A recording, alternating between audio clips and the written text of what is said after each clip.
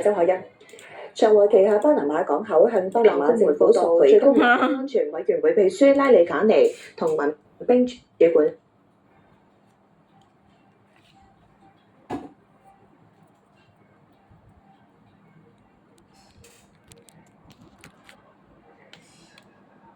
增加到超過20億美元。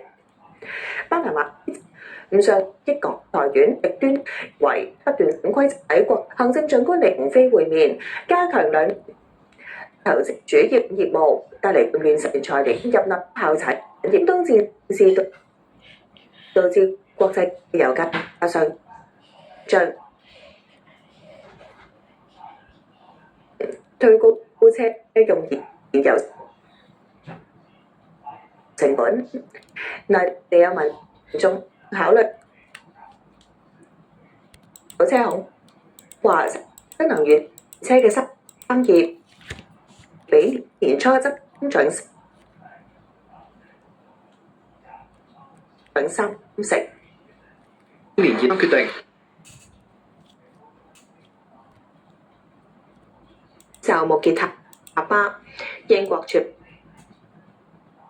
媒報道，美軍早前發射戰斧本部向和平，有報道會元首入任期合法性嘅問題作問題時，參議院營業旅客要等5個中國安檢。參議院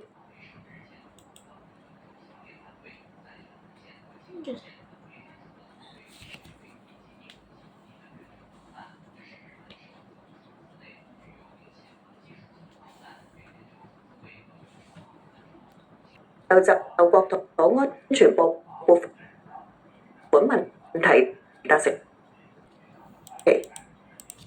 48歲被告杜導係城大經濟及金融學系副教授，約私下的利益逐玉涉社會退出北京。